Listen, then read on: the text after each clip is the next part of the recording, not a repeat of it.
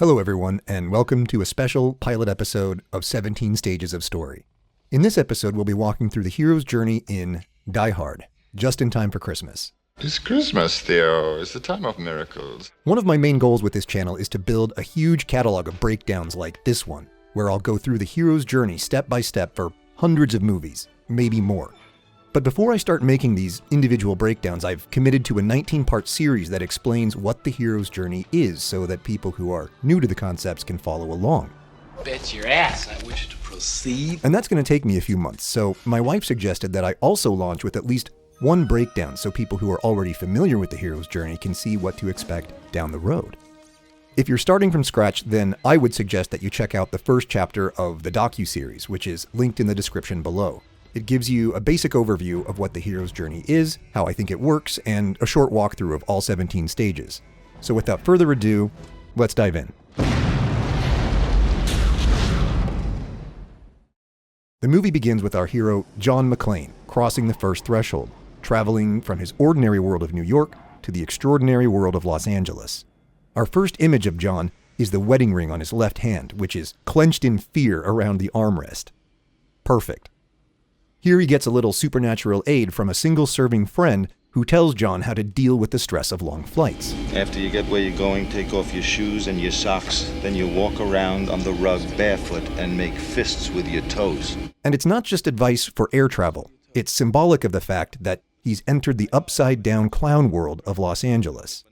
The two prior stages of John's journey have already happened off-camera before the movie started. As the limo driver, Argyle ferries John across the first threshold. We learn about his ordinary world. So your lady live out here? About the past 6 months. Meaning you still live in New York? His call to adventure. She had a good job, turned into a great career. Now that meant she had to move here. And his refusal of the call. Why'd you come with her, man? What's up? Because I'm a New York cop. I got a 6-month backlog and New York scumbags I'm still trying to put behind bars. I can't just pick up and go that easy. In other words, you thought she wasn't gonna make it out here and she'd come crawling on back to you, so why bother to pack, right? But these are just references embedded in this larger first threshold sequence. Ordinary world doesn't just mean where John came from. It refers to John's point A as a person. And here the film establishes that the lonely teddy bear in the back seat is a proxy for John. Your friends have to trot, a few mama bears we can hook up with. The teddy bear is a soft, safe version of a dangerous beast, collared, tamed, domesticated, in a word, emasculated. I won't be analyzing every symbolic image in Die Hard, and there are more than you might think, but this one is critical to understanding John's journey, and we'll be coming back to it later. The beat most relevant to the next 10 minutes of the movie is this. So your lady sees you, you run into each other's arms, the music comes up, and you live happily ever after, right? I can live with that. Argyle paints a picture of a painless, effortless, magical reunion that won't require any growth or change on John's part. John confronts one more threshold guardian, the security guard and his cutting-edge touchscreen computer, before entering the belly of the whale, the party on the 30th floor. Here, John tries some kind of fruity-looking drink and hates it. He won't drink LA's Kool-Aid. He won't be psychologically reoriented. Merry Christmas!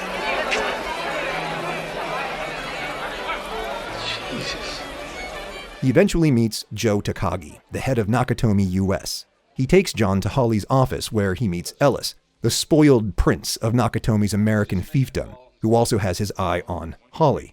She enters the scene shortly thereafter, kicking off an early meeting with the goddess. There's an awkward moment around Holly's Christmas bonus, a literal golden handcuff. Show him the watch. Later. Well, go on, show him. What are you, embarrassed? But otherwise, it's so far so good. When they retreat to an executive washroom for a moment of privacy, Holly basically hands John the win. Why don't we make it easy? I have a spare bedroom. I mean, it's not huge or anything, but kids would love to have you at the house. But John snatches defeat from the jaws of victory by picking a fight about her going back to her maiden name. I guess you didn't miss my name, though, huh? Except maybe when you're signing checks.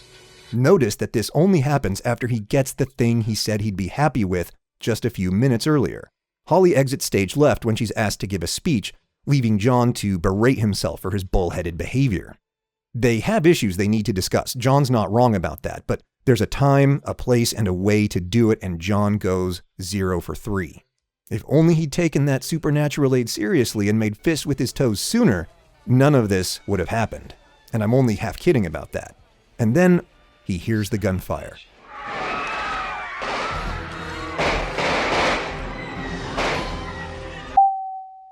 Let's pause for a moment, because I think there's a lot to extract here.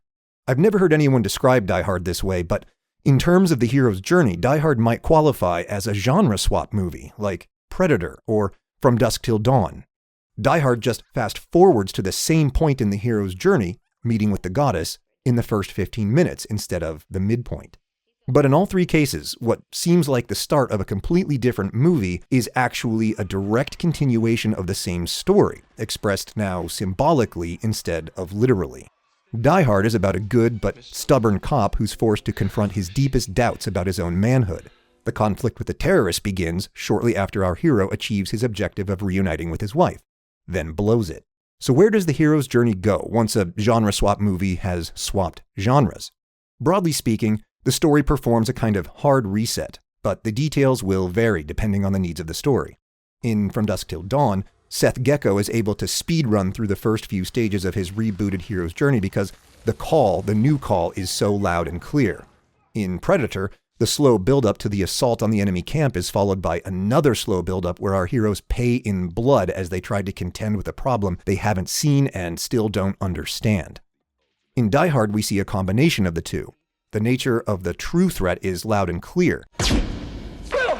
2 points. But John spends a long chunk of the movie trying to hand the problem off to someone else. Margot, tell me you heard the shots. You're calling the police right now. And slowly learning that he must confront it himself. With all that in mind, let's get back to the breakdown.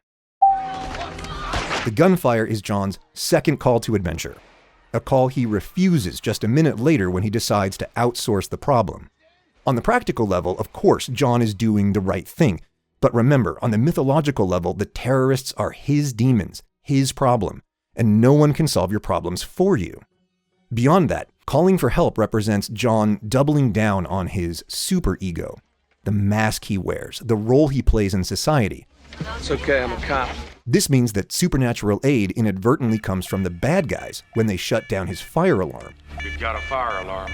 John is committed to the wrong solution, but Hans, his shadow, closes that avenue of false escape. Turn the fucking truck around! More than that, he sends a threshold guardian, Tony, upstairs to take care of him. Here, John crosses the first threshold by accident. I promise I won't hurt you. Even after Tony reveals that he's a liar and a killer, John still tries to play the part of the policeman. Drop it, dickhead. It's the police. You won't hurt me. Oh, yeah? Why not? Because you're a policeman. There are rules for policemen. Yeah. That's what my captain keeps telling me. Tony points out the limits of relying on his cop persona to John and to the audience. This is the only real conversation John has with any of Hans's minions, so I think it should be weighted pretty heavily.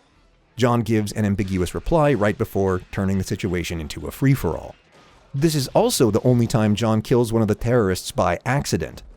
This leaves room for John to grow as a character while resolving the immediate situation and picking off one of the bad guys.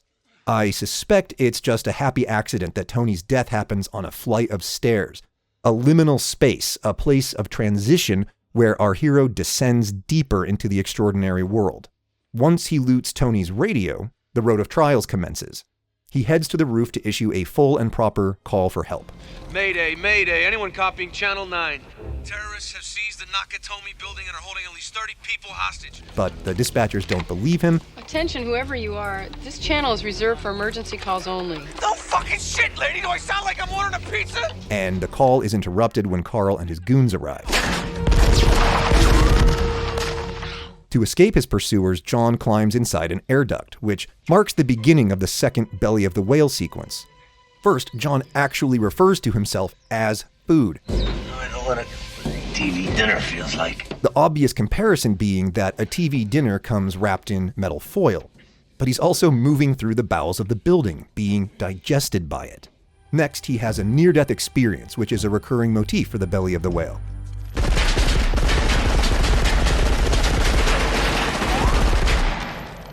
John has had several close calls already, and many more are still to come. But I think this one is special.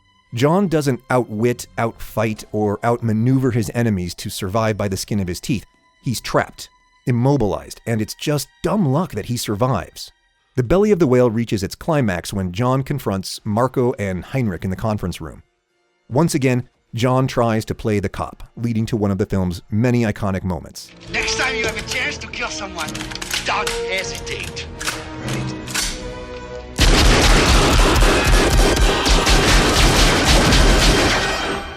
Thanks for the advice. John has been psychologically reoriented and is now willing to fight dirty, like his tank top.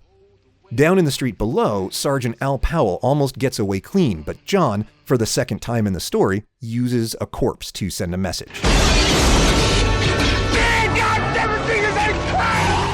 Which brings us all the way back around to meeting with the goddess. John gets what he wants, police involvement. Welcome to the party, pal!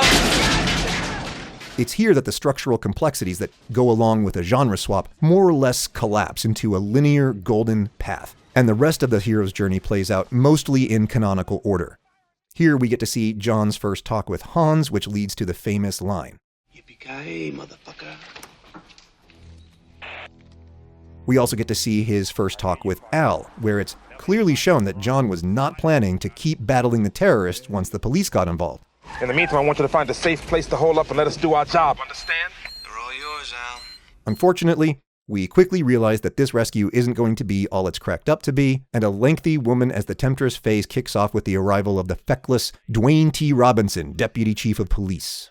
First, the police try and fail to force their way into the building. Next, Ellis tries and fails to bullshit his way out of the problem. Finally, John meets Hans on the top floor where they play a little game of cat and mouse. Technically, John wins the battle of wits, but You're saying? John tries to shoot his way out, but he's ultimately forced to run barefoot over broken glass to escape. He even leaves the bag of detonators behind, knowing it will allow Hans to carry out the rest of his master plan. So we enter the next stage, Atonement with the Father, with John McClane bleeding and hobbled, with no hope of rescue, picking shards of glass out of his bleeding feet. Next, we find out about the tragedy that took Powell off the streets. I shot a kid. He was 13 years old. Oh, it was dark. I couldn't see him. He had a ray gun, looked real enough. Then we see the terrorists at their highest point, entering the vault.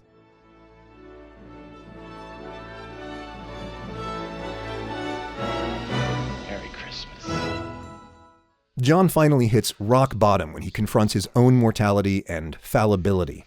I want you to tell her that, Al. I want you to tell her that, John said that he was sorry.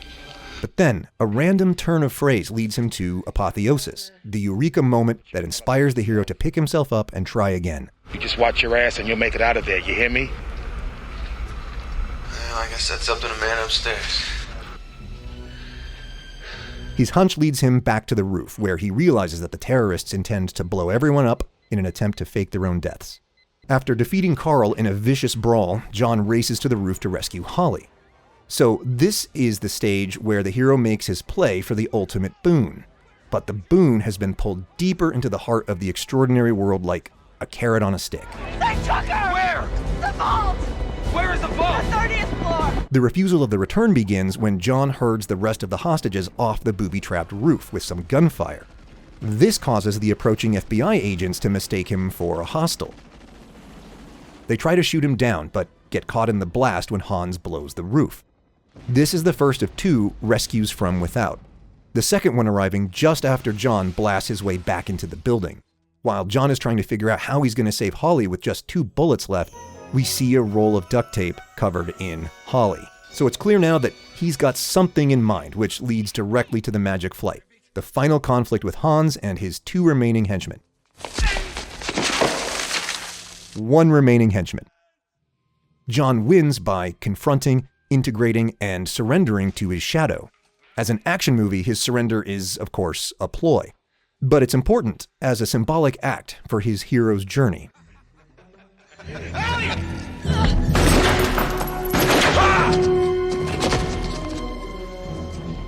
trails, Hans. He finally breaks the spell by removing the golden handcuff, the cursed bracelet, and the barrier separating the extraordinary world from the ordinary world collapses. This allows John and Holly to walk out unimpeded and proceed directly to Master of the Two Worlds. The bearer bonds fall from the sky like snow, transforming the material into the spiritual and fulfilling the promise of Let It Snow and Winter Wonderland, two Christmas songs that appear in the soundtrack. Let It Snow being a song about a couple getting cozy in a warm house during a snowstorm, while Winter Wonderland is about a couple who dream of being happily married one day. It's against this backdrop that John introduces Holly using her maiden name, but she now proudly proclaims her married name. How's my wife, Holly? Holly Gennaro. Holly McLean. Next, we get a nice 1-2 combo with Master of the Two Worlds blending into Crossing the Return Threshold. It turns out that our hero has left the proverbial gate between the two worlds open behind him, and Carl has crossed over with him. But Al Powell is born again hard and ready to trust himself to shoot someone holding a weapon that looks like a ray gun. Argyle's return, which in true Wizard of Oz fashion is apparently something he could have done at any time if he just believed in himself, buttons up the return threshold and moves us into freedom to live. This is their idea of Christmas. I gotta be there for New Year's. The last shot of John is framed through the limo's rear window. Why? This brings us all the way back to the bear. Where is it? Like Beauty and the Beast meets Pinocchio, John has transformed from a harmless and childish toy bear into the real thing, a real boy, or real bear if you like. Now secure in himself because he's found the strength, the spiritual strength, to confront his own demons.